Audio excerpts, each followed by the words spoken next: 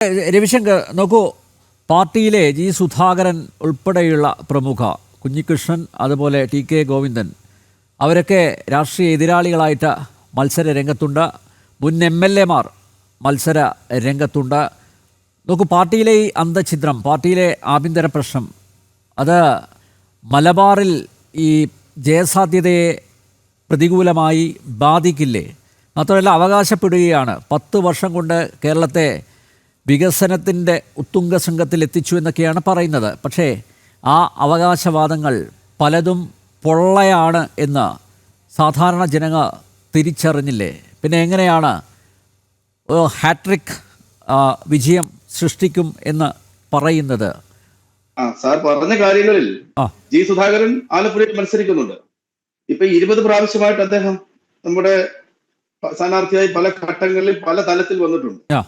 അദ്ദേഹം സിൻഡിക്കേറ്റ് മെമ്പറായിരുന്നു, ജില്ലാ panchayat മെമ്പറായിരുന്നു, municipal chairman ആയിരുന്നു, ജില്ലാ പഞ്ചായത്ത് പ്രസിഡന്റ് ആയിരുന്നു, പിന്നീട് MLA ആയി, അദ്ദേഹം മന്ത്രിയായി. ഇത് കൂടുതലൊന്നും CPM കൊടുക്കാനില്ല അദ്ദേഹം. അപ്പൊ CPM-ല് ഈ 10-75-78 വയസ്സായതിനു ശേഷവും വീണ്ടും വീണ്ടും അദ്ദേഹത്തിന് സീറ്റ് കിട്ടാത്തതിലുള്ള അതൃപ്തി ഉണ്ടല്ലോ അദ്ദേഹം സ്ഥാനാർത്ഥിയായി മത്സരിക്കുന്നത്. പാർട്ടിയിലെ അപജയം കൃത്യമല്ലേ? ഈ പാർട്ടിയെ പഠിപ്പിച്ചുകൊണ്ടിരുന്ന പാർട്ടിയെ സംബന്ധിക്കുന്ന ദാർശനികത പഠിപ്പിച്ചുകൊണ്ട് നടന്ന സുധാകരൻ എന്ന ഈ നിലയിലേക്ക് പോയെന്ന് ഞങ്ങൾക്ക് തന്നെ സംശയമുണ്ട്. പാർട്ടി ദാർശനികത, മാർക്സിസവും ലെനിനിസവും സഖാക്കളെ പഠിപ്പിക്കാൻ ഞാനാണ് ഏറ്റവും കേമൻ എന്ന് പറഞ്ഞ് നാട്ടിലെല്ലാം ഇറങ്ങി നടന്ന് ഞങ്ങളെ നിങ്ങൾ തന്നെയല്ലേ കൊട്ടിഘോഷിച്ചത്? അഴിമതിയുടെ ഞാനൊന്ന് കറപുരളാത്ത മന്ത്രിയാണ് ജി സുധാകരൻ എന്ന് നിങ്ങൾ തന്നെയല്ലേ പറഞ്ഞത്? അദ്ദേഹത്തിന്റെ സഹോദരൻ സഖാവ് ജി ഭുവനേശ്വരന്റെ രക്തസാക്ഷി ദിനത്തിന് മുടങ്ങാതെ പോകുന്ന ആളുകളാണ് ഞങ്ങൾ ഓരോരുത്തരും. ഞങ്ങൾ പന്തളക്കാരാണ്. പന്തളം NSS കോളേജിൽ, ഞാൻ പഠിച്ച കോളേജിൽ വെച്ചാണ് അദ്ദേഹം രക്തസാക്ഷിയാവുന്നത്.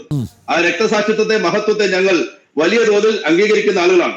പക്ഷെ ആ രക്തസാക്ഷിത്വത്തെ വെച്ചുകൊണ്ട് പാർട്ടിയിൽ സ്ഥാനമാനങ്ങൾ നേടിയെടുക്കാനായിരുന്നെങ്കിൽ ആയിരക്കണക്കിന് രക്തസാക്ഷികളിൽ ആ ഓരോ കുടുംബങ്ങളും MLA-യും മന്ത്രിയും ആവണമെന്ന് ആഗ്രഹിക്കാതെ ഈ പാർട്ടിക്ക് വേണ്ടി പ്രവർത്തിച്ചവരാ കേരളത്തിലുള്ളത്, ഈ പാർട്ടിയിലെ രാജ്യത്തുള്ളത്, ലോകത്തുള്ളത്. അല്ലാതെ ഒരു രക്തസാക്ഷി ഒരു വീട്ടിൽ ഉണ്ടായി പോയി എന്ന് വിചാരിച്ച് അതിന്റെ പേരിൽ ബാർഗൈൻ ചെയ്ത് വാങ്ങിക്കാൻ കഴിയുന്ന സാധ്യതകളൊക്കെ അയാൾ വാങ്ങിച്ചിട്ടുണ്ട്. അല്ല, പയ്യന്നൂരിൽ രക്തസാക്ഷി ഫണ്ട് വെട്ടിച്ചതാണ് പ്രധാനപ്പെട്ട പ്രശ്നം. രവിശങ്ക കണക്കുകൾ സഹിതമാണ് വി കുഞ്ഞികൃഷ്ണൻ അത് പൊതുസമൂഹത്തെ അറിയിച്ചത്. അതിന്റെ കണക്കുകൾ, അതെ, സാറും പറയുന്ന വാർത്ത സാറും പറയുന്ന എനിക്ക് മനസ്സിലാവുന്നുണ്ട്. കുഞ്ഞികൃഷ്ണൻ പറഞ്ഞ കണക്കിനേക്കാൾ അപ്പുറത്തേക്ക് CPIM-ന്റെ പയ്യന്നൂരെ കമ്മിറ്റിയും CPM-ന്റെ കണ്ണൂരെ ജില്ലാ കമ്മിറ്റിയും കൃത്യമായ കണക്ക് പുറത്തുവിട്ടു. സഖാക്കൾക്ക് അത് മതി.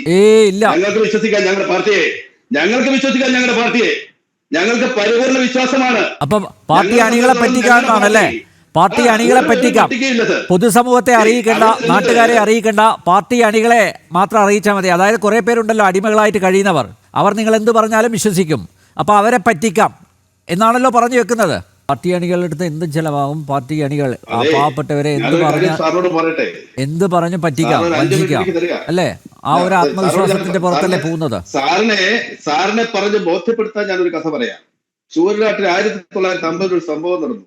ആ ശൂരനാട് സംഭവത്തിൽ സഖാവ് കുഞ്ഞിരാമൻ എന്ന് പറയുന്ന ഒരു സഖാവ് ഉണ്ടായിരുന്നു. ആ സഖാവിന് പോലീസിന്റെ കടുത്ത മർദ്ദനം ആ ഗ്രാമം മുഴുവൻ നിറഞ്ഞു നിന്നപ്പോ തന്റെ കുട്ടികളെയും എടുത്തുകൊണ്ട് അദ്ദേഹം തൃക്കുന്നപ്പുഴ കടപ്പുറത്തേക്ക് പോയി രക്ഷപ്പെടാൻ. അദ്ദേഹത്തിന്റെ 3 കുട്ടികളാണ്. ഒരു കുട്ടിക്ക് 6 വയസ്സ്, രണ്ടാമത്തെ കുട്ടിക്ക് 3 വയസ്സ്, മൂന്നാമത്തെ കുട്ടിക്ക് 10 മാസം മാത്രം പ്രായമുള്ളൂ. ആ ഒക്കത്തിട്ടുകൊണ്ട് ഭാര്യയും ഭർത്താവും കൂടെ പോകുന്നു. തൃക്കുന്നപ്പുഴയ്ക്ക് പോകുന്ന വഴിക്ക് ഒരു വീട്ടിൽ അന്തിക്ക് അത്താഴത്തിൽ ഇച്ചിരി അരി ചോദിച്ച് കഞ്ഞി വെച്ച് കുടിക്കുന്നു. ഈ 3 കുട്ടികളും ആ വിശപ്പ് നടന്നതിന്റെ ക്ഷീണം കൊണ്ട് കിടന്ന് ഉറങ്ങുന്നു. ഉറങ്ങിയതിനു ശേഷം അദ്ദേഹം തീരുമാനിക്കുന്നു, ഭാര്യയും ഭർത്താവും ഇതിൽ ഒന്നിനെ നമുക്ക് അങ്ങ് ഉപേക്ഷിച്ചേക്കാം. അതിൽ ഒരു കുട്ടിയെ ഉപേക്ഷിച്ചിട്ട് 2 കുട്ടികളെ എടുത്തുകൊണ്ട് അവർ നേരെ തിരിച്ച് നമ്മുടെ കുളത്തൂപ്പുഴയ്ക്ക് പോകുന്ന വഴിക്ക് അമ്മയ്ക്ക് ആദ്യം വരുന്നു. അമ്മ പറയുന്നത് എനിക്ക് എന്റെ കൊച്ചിനെ കാണണം. അപ്പോഴേക്കും അദ്ദേഹം സമാധാനിപ്പിച്ച് ആ കുളത്തൂപ്പുഴയ്ക്ക് പോവുകയാണ്.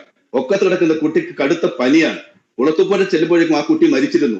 കയ്യിൽ കെട്ടി എന്തോ സാധനം വെച്ച് അവർ മണ്ണ് മാന്തി അതിനെ കുഴിച്ചിടുന്നു. അപ്പോഴത്തെ അമ്മയുടെ ആധി കൂടി തിരിച്ച് വീണ്ടും വരികയാണ് മൂത്ത കുട്ടിയെ അന്വേഷിച്ച്.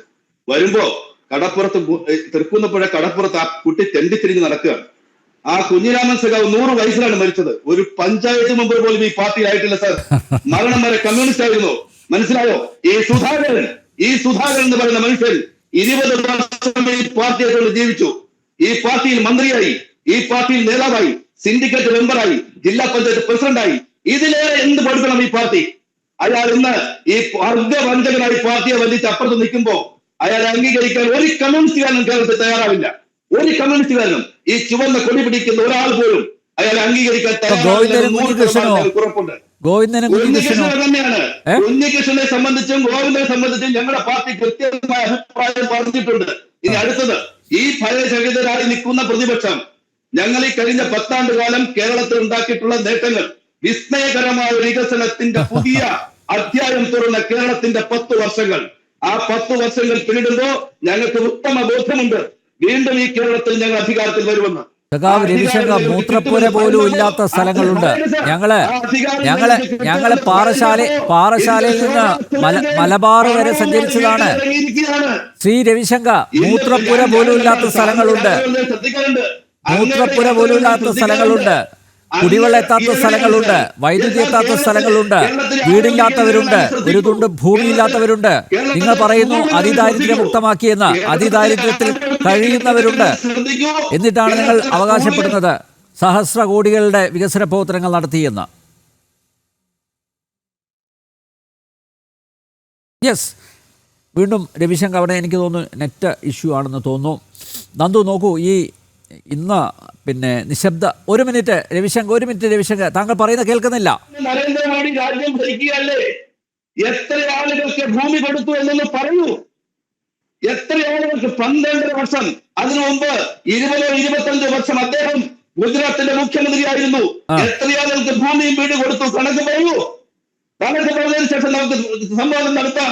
ചോദിക്കാം. കഴിഞ്ഞ 10 വർഷം കൊണ്ട് 5,30,000 ആളുകൾക്ക്, 4 ലക്ഷം മനുഷ്യർക്ക് ഭൂമി. കേരളത്തിന്റെ ആരോഗ്യ രംഗത്തിന്റെ മികവിൽ മികച്ചതാക്കി മാറ്റാൻ ഞങ്ങൾക്ക് കഴിഞ്ഞിട്ടുണ്ട്. കേരളത്തിന്റെ റോഡുകളെ മികവിൽ മികച്ചതാക്കിയിട്ടുണ്ട്.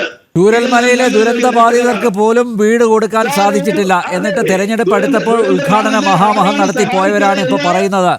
അതെ, ചൂരൽമലയില് വന്ന ഒരു കൊച്ചു കുഞ്ഞിനെ ഉമ്മ വെച്ച് ഞാനെല്ലാം കൊടുക്കാമെന്ന് നിങ്ങൾ എന്ത് ചെയ്തു?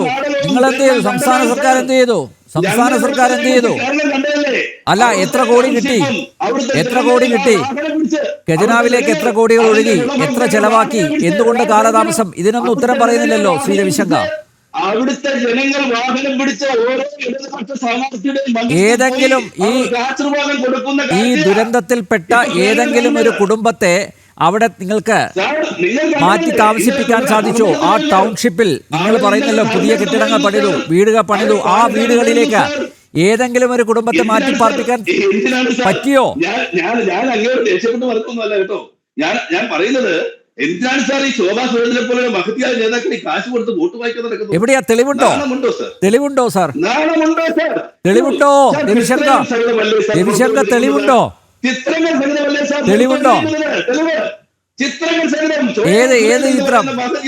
ഏത് ചിത്രം? ആ പണം വാങ്ങിയ സ്ത്രീ പോലും പറഞ്ഞില്ലല്ലോ. പണം വാങ്ങിയെന്ന് നിങ്ങൾ ആരോപിക്കുന്ന സ്ത്രീ പോലും പറഞ്ഞില്ലല്ലോ പണം കിട്ടിയെന്ന്. ഉണ്ടോ? താങ്കളുടെ കയ്യിൽ തെളിവുണ്ടോ? യെസ്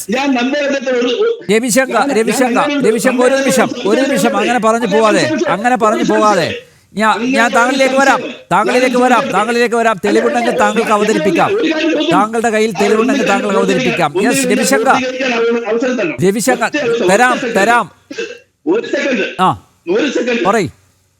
അതായത് ഈ തെരഞ്ഞെടുപ്പിന്റെ ശബ്ദപ്രചരണം അവസാനിച്ചാൽ ആ മണ്ഡലത്തിലില്ലാത്ത മുഴുവൻ ആളുകളും അവിടെ വിട്ടുപോകണമെന്ന് പറയുമ്പോ ബോംബെയിലെ സൗത്ത് ഇന്ത്യൻ ബിജെപിയുടെ നേതാവായിരിക്കുന്ന ഒരു സ്ത്രീക്ക് എന്ത് കാര്യമാണ് സാർ ശോഭാ സുരേന്ദ്രനോടൊപ്പം?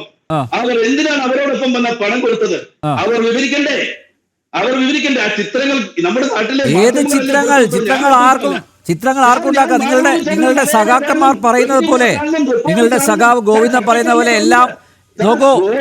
ആർട്ടിഫിഷ്യൽ ഇന്റലിജൻസ് ഉപയോഗിച്ച് AI സൃഷ്ടികളാവാം. സഖാവേ തെളിവുണ്ടോ? സംസാരിക്കുന്ന തെളിവുകളുണ്ടോ? യെസ്. അല്ല താങ്കളൊന്ന് സൂക്ഷിച്ചു നോക്ക്. അങ്ങനെ പണം കൊടുക്കുന്നുണ്ടെങ്കിൽ പണം കൊടുക്കുന്നുണ്ടെങ്കിൽ ശ്രീ രവിശങ്കർ പറയുന്നൊന്ന് കേൾക്ക്. ഓക്കെ തെരഞ്ഞെടുപ്പ് കമ്മീഷൻ കേസെടുത്തിരിക്കുന്നത്. തെരഞ്ഞെടുപ്പ് കമ്മീഷൻ കേസെടുക്കട്ടെ, പക്ഷെ തെളിയിക്കട്ടെ. ഞാൻ CPM-ന്റെ ഒരു സാധാരണ പ്രവർത്തകൻ, ഞാനല്ല കേസെടുത്തത്. അത് ശരി തന്നെ, അത് ശരി തന്നെ. അങ്ങനെയാണെങ്കിൽ അല്ല, നിങ്ങളുടെ നാട്ടിൽ സാരി വിതരണം ചെയ്തിട്ടുണ്ടല്ലോ, നിങ്ങളുടെ നാട്ടിൽ സാരി വിതരണം ചെയ്തിട്ടുണ്ടല്ലോ. തൃശ്ശൂരിൽ കിറ്റ് കൊടുക്കുന്നു, നേമത്ത് മദ്യം കൊടുക്കുന്നു, മറ്റു ജില്ലകളിൽ സാരി വിതരണം ചെയ്തിട്ടുണ്ടല്ലോ. വീണ ജോർജിന്റെ മണ്ഡലത്തിൽ സാരി വിതരണം ചെയ്തത് സഖാവിനൊരു പ്രശ്നമല്ല. CK രവിശങ്കർ, ഞാൻ താങ്കളിലേക്ക് വരാം.